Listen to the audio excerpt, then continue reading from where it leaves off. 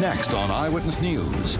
Governor Bobby Jindal announces how he plans to change and improve state education after Louisiana voters elect new state education leaders. Problems with fog forced police to close the Causeway Bridge in both directions once again.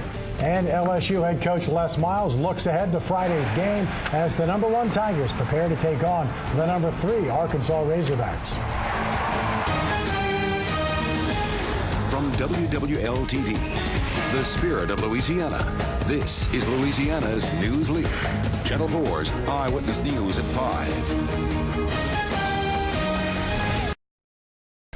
Supporters of sweeping changes in Louisiana public schools are calling Saturday's election a victory for the children. Close to a full slate of reform candidates were elected to serve on Bessie, the state's top school board. Paul Murphy reports on what this could mean for New Orleans and the man now running most of the city's public schools. School reforms in Louisiana figure to be on the front burner in 2012. We've said that K-12 education will be our top priority going into the first year of this next term. Governor Bobby Jindal admits the task of overhauling the state's struggling public school system just got a big boost. 5 of the 6 candidates he supported for the Board of Elementary and Secondary Education, the state's top school board, were elected during Saturday's runoff or last month's primary.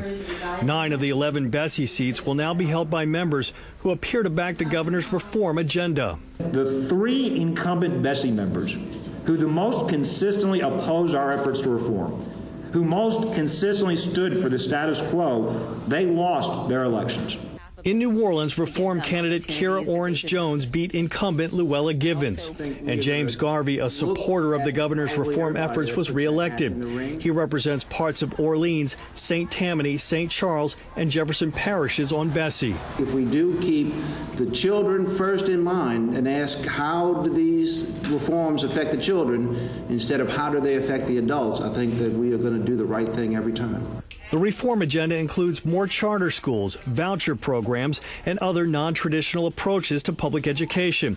The governor also now has enough votes on Bessie to make Recovery School District Chief John White the state superintendent of education. But I support John based not on his resume, based on what he's done since he's been here. I have looked at John White. He looks like a good candidate. Former Bessie member and New Orleans education reformer Leslie Jacobs says there is now a mandate for change. And I think the Bessie election signaled very loud and clear that voters want to see improvements in public education. They do not want to roll the clock back.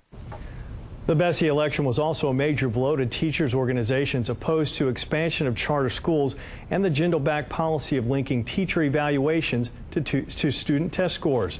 United Teachers of New Orleans President Larry Carter had this to say about new Bessie member Kira Orange Jones.